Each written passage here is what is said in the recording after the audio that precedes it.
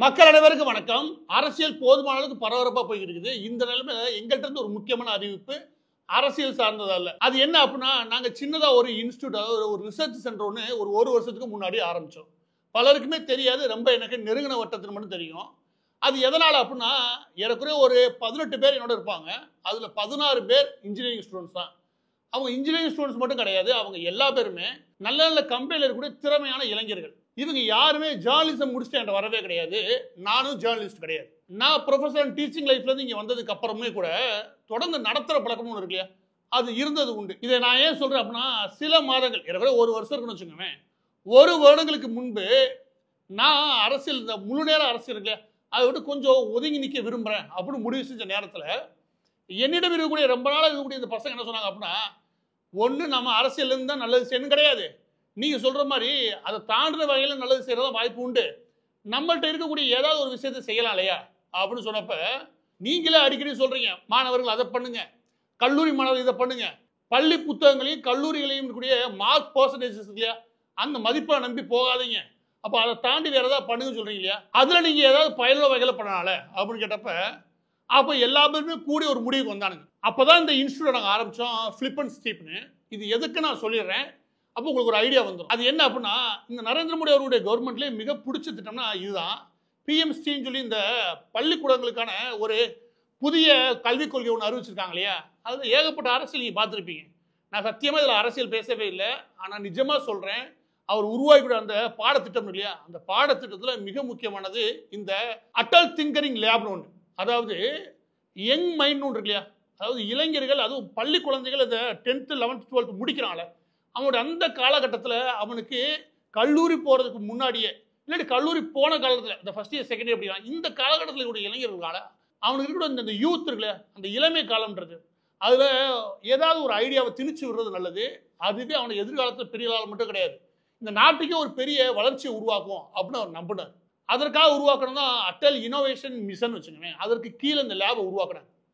இது நிறைய பேருக்கு தெரியவே தெரியாது. இது எல்லாமே பள்ளிக்கூடங்களை சார்ந்து அவங்க லேபை உருவாக்குறாங்க. இந்த லேபை நல்லபடியா உருவாக்கி கொடுக்கறதுக்காக மட்டுமே ஒவ்வொரு வருடமும் சுமார் 22,000 கோடிக்கு மேல செலவு பண்ணாங்க. இது நரேந்திர மோடி தலைமையிலான இந்த கவர்மெண்ட். பிரதம மந்திரி கீழே இந்த சீர்கிய, அதாவது புதிய கல்விக் கொள்கை திட்டத்தில் இதுல இது மிக முக்கியமான அம்சமா இருக்குது. 52,000 கோடி வரைக்கும் செலவு பண்றாங்க. இதோட முக்கியமான விஷயம் சொல்லிக்கலாம், இந்த பள்ளிக்கூடத்தை பாடத்துல ஒரு ஓரம் வைங்க. இப்ப ஏசி இருக்குது, வாஷிங் மிஷின் இருக்குது, ஃப்ரிட்ஜ் இருக்குது, இப்படி ஏகப்பட்ட மெஷின்ஸ் இருக்குல்ல, இந்த மெஷின்ஸ்குள்ள கூட ஸ்பேர்ஸ் இருக்குல்ல, அது மிக முக்கியமானது இந்த மைக்ரோ கண்ட்ரோலர் போடுறது இல்லையா, இதனுடைய ஸ்பேரை தயாரிக்கிறதோ, அதில் ஒரு ப்ரோக்ராம் எழுதுறதோ, எழுதுன ப்ரோக்ராம் மைக்ரோ கண்ட்ரோலரில் வைக்கிறதோ, அதை வச்சு ஏதாவது ஒரு டிவைஸை உருவாக்குறதோ, ஒரு புதிய ஐடியா உருவாக்குறது, அது ரொம்ப ரொம்ப சாதாரண வேலை. உண்மையாக விளையாட்டுத்தனமாக உருவாக்கிட முடியும். ஆனால் என்ன சிக்கல் அப்படின்னா, நம்ம பள்ளி பாட புத்தகங்கள் இல்லையா, அந்த புத்தகத்தோட மதிப்பெண் மட்டுமே நம்மளுடைய எதிர்காலம் நினைச்சு நம்ம குழந்தைய அதை சிக்கிறதுனால இதன் மீது பெரிய அளவு ஆர்வம் உருவாகிறது கிடையாது. இந்த ஆர்வ தடைன்னு ஒன்று இல்லையா, இவங்களுடைய ஆர்வத்தை இந்த போட்டு திருப்பி விடணும். படிக்கிறதும் அவங்க டியூட்டி தான், ஆனால் உங்களுக்கு பொழுதுபோக்கணுன்ற விஷயம் அதை இதை கொடுக்கணும்னு அவர் நினைச்சாரு. அது ஏன் அப்படின்னா, படிக்கின்றது டியூட்டி, அதாவது உங்களுக்கு ப்ரொஃபஷனலை விட உங்களுக்கு ஹாபியா இருக்கிற விஷயம் இருக்குல்ல, அதாவது உங்களுக்கு பிடிச்சமான ஒரு விஷயத்தை தான் பொழுதுபோக்காக செய்ய போறீங்க.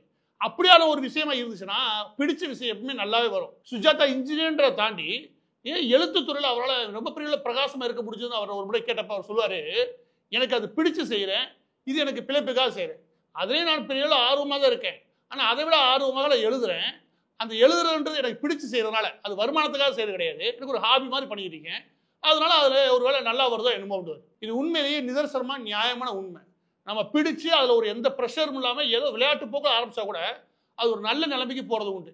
இதெல்லாம் ஏன் நான் சொல்கிறேன்னா, இப்படி தான் இந்த விஷயத்தை நாங்கள் இந்த ஃபிளிப் அண்ட் ஸ்டீப் இருக்கு இல்லையா, இது அப்படி தான் ஆரம்பித்தோம். அது எதற்காக ஆரம்பித்தோம் அப்படின்னா, ட்ரோன் மற்றும் யூஏவி, இது ரொம்ப சிம்பிளாக சொன்னால் இந்த ட்ரோன் டெக்னாலஜிஸ் இருக்கு இல்லையா, இது சம்பந்தமாக அப்போ அந்த பசங்க கூட நடத்த ஆரம்பித்தேன். ஏன்னா அவங்களுக்கு நிறைய டவுட் இருந்தது. அதுவும் பிரஸ்லெஸ் மோட்டார்ஸ்னா என்ன, மைக்ரோ கண்ட்ரோலர்னா என்ன, ஒரு மைக்ரோ கண்ட்ரோலரை வச்சு எப்படி ஒரு பிரஸ்லெஸ் மோட்டாருக்கு பாஸ் ஆகக்கூடிய வோல்டேஜ் மற்ற விவரங்களை எப்படி கட்டுப்படுத்துறது, அதற்காக எப்படி ப்ரோக்ராம் பண்ணுறது, அந்த பிரஸ்லெஸ் மோட்டார் எப்படி பறக்க வைக்கிறது, அந்த பிரஸ்லெஸ் மோட்டார் பறந்துச்சுன்னா என்ன விதமான பிரச்சனைகளை அது எதிர்கொள்ளணும், இது எல்லாமே கேட்க ஆரம்பிச்சானுங்க.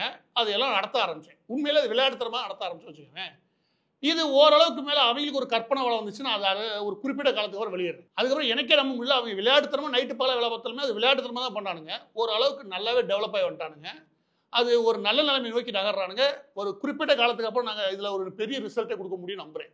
இப்போ இதரை எதுக்காக அறிவிக்கிறேன் அப்படின்னா, இந்த ஃபிளிப் அண்ட் ஸ்டீப் இருக்கு இல்லையா, இதோடைய முயற்சி நமக்கு வெற்றிகரமாக போகிறது நமக்கு தெரியுது. அப்போ என்ன பண்ணலாம் அப்படின்னா, இதை வெறும் ஒரு 16 பேர் 10 பேருக்கு மட்டும் வச்சுக்கோனா எல்லா மட்டும் தெளிச்சு விடுங்க. அறிவை பொறுத்த வரைக்கும் எல்லா மட்டும் தெளிச்சு விடு, எங்கிட்டா முளைச்சு வரட்டும் ஏதாவது அப்படின்றதான். அதாவது இந்த ஐடியா பிரதமரால் முன்வைக்கப்பட்ட இந்த ஐடியா இருக்கு இல்லையா, இந்த ஐடியாவை ஸ்கூலுக்கு மட்டும் அவங்க கொண்டு போனாங்க. நாங்கள் அதை வெளியே எடுத்து வந்து ஒரு தனியாக இன்ஸ்டியூட் மாதிரி வேலை பார்த்தோம்.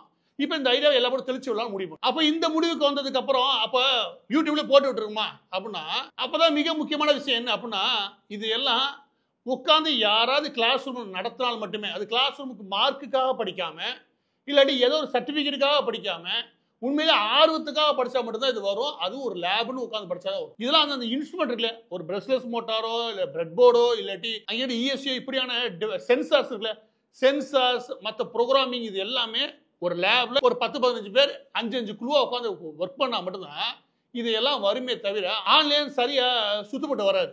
இது என்னுடைய பர்சனல் எக்ஸ்பீரியன்ஸ். ஒரு மேபி ஆன்லைனில் படிச்சு கூட வரதுக்கு வாய்ப்பு உண்டு. இது என்னோட பர்சனல் ஒப்பீனியன் வச்சுக்கோங்க. எனவே இதே ட்ரோன் மட்டும் கிடையாது, இதோட சேர்த்து இன்டர்நெட் ஆஃப் திங்ஸ்னு ஒன்று இருக்குது. நீங்கள் அட்டல் திங்கரிங் லேப் இந்த பிஎம் சொல்லியிருக்காருல, அதோட லிஸ்ட்டு பார்த்தீங்கன்னு வச்சுக்கோங்க, அந்த லிஸ்ட்டில் முதல் 160 என்ன இருக்குன்னா இந்த எலக்ட்ரானிக்ஸ் இருக்கு இல்லையா, அது சம்மந்தப்பட்ட விஷயத்தில் தான் பசங்களை உள்ளே இழுத்து விடுறதுக்கு அவர் முயற்சி பண்ணுறான்னு தெரியும்.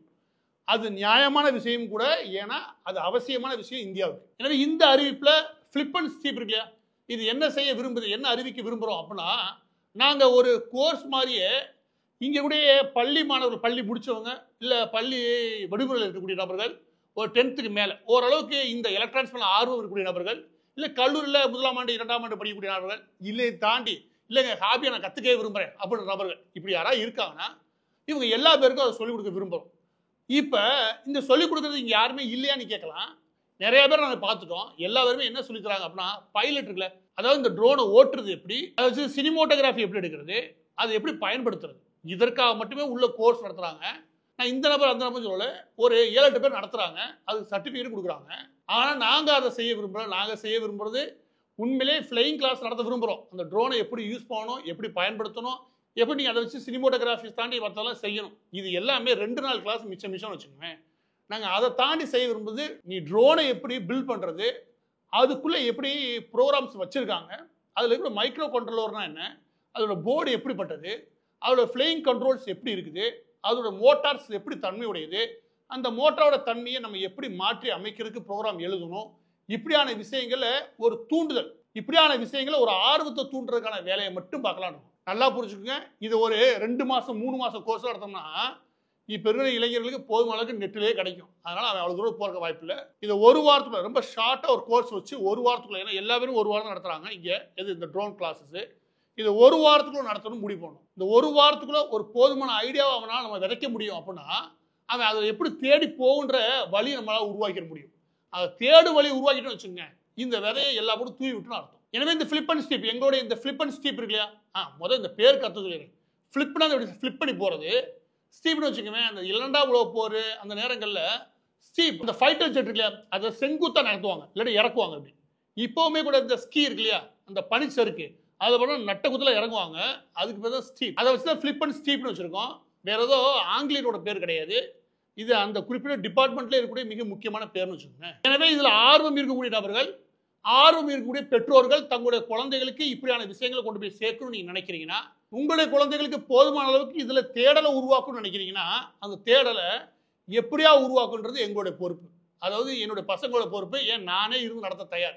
ஆமா, நானே தான் பேசிக் ஃபுல்லாக நடத்தி முடிச்சலாம் நினைக்கிறேன். ஏன்னா எனக்கு நடத்துறதுக்கு ஓரளவுக்கு நல்லாவே வரும். எனவே நடத்துகிற பொறுத்த வரைக்கும் அவங்க மைக்ரோ கண்ட்ரோலர் மற்றதெல்லாம் தொட்டு பார்த்துறதுக்கு அந்த விஷயங்கள் அவங்களுக்கு அந்த டேஸ்ட் கிடைச்சிருச்சுன்னு வச்சுக்கோங்க, உள்ள புகுந்துருவானு, அதில் உள்ள இழுத்து விடுறது என் பொறுப்பு. எனவே ஆர்வம் இருக்கக்கூடிய பெற்றோர்கள் இல்லை மாணவர்கள், அதையும் தாண்டிக்கூடிய இதன் மீது ஆர்வம் இருக்கக்கூடிய ஒரு ஹாபி மாதிரி ஆர்வம் இருந்தாலும் கூட பரவாயில்ல, அப்படியான நபர்கள் எல்லா பேருமே இந்த வெப்சைட் போங்க.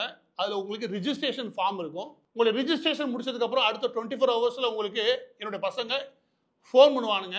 ஒருவேளை அவங்கள்ட்ட பேசி உங்களுக்கு விளக்கம் கேட்க விரும்பல, மாறுதல் என்கிட்ட தான் பேசணும்னாலும் நானும் பேச தயார். இது அடுத்த 2 மாதங்களுக்கான ஸ்லாட்டை தான் ஓப்பன் பண்ணுறோம். எனவே முழுமையாக இந்த வருஷத்துக்கான அட்மிஷன் கிடையாது. முதல் 2 மாதத்துக்கு இதை முழுமையாக நடத்தி எங்களுக்கு முதல் அவுட்புட் வந்ததுக்கப்புறம் இதில் எவ்வளோ திருப்திகரமாக இருக்குது, இதுக்கப்புறம் அடுத்த கட்டமாக போக விரும்புகிறோம். எனவே ஆர்வம் இருக்கக்கூடிய இந்த கோர்ஸை படிக்க விரும்பக்கூடிய நபர்கள் எல்லா பேருமே இதை ரிஜிஸ்டர் பண்ணணும்னு நான் கேட்டுக்கிறேன். மேலும் விவரங்களுக்கு இந்த வெப்சைட்ல போங்க. இந்த வெப்சைட் லிங்க் வந்து கீழே இருக்கு. ஃபிளிப் அண்ட் ஸ்டிப் ட்ரோன் இன்ஸ்டிடியூட் நீங்க தேடினாலே கிடைச்சிரும் கூகுள்ல. இல்லாட்டி flipandstip.com போட்டீங்கன்னா வந்துரும்.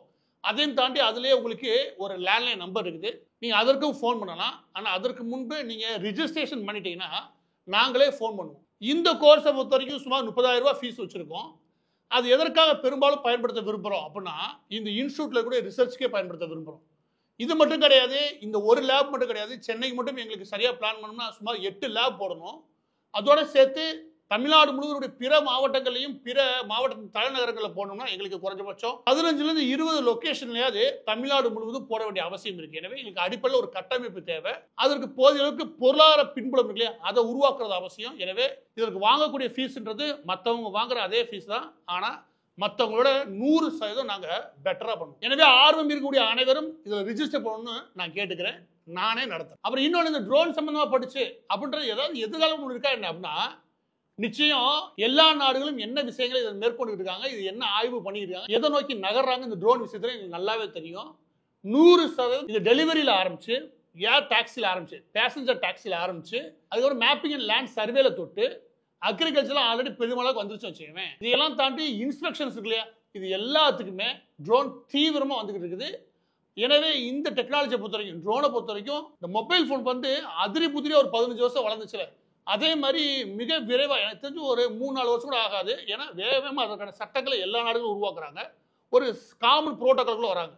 எனவே இது நிச்சயமா ஒரு பயனுள்ள வகையான படிப்பாக தான் இருக்கும். அதில் கூடுதல் விஷயம் ஒன்று இருக்குது, எதுக்காக மகனை அனுப்பி படிக்க வைக்கணும்.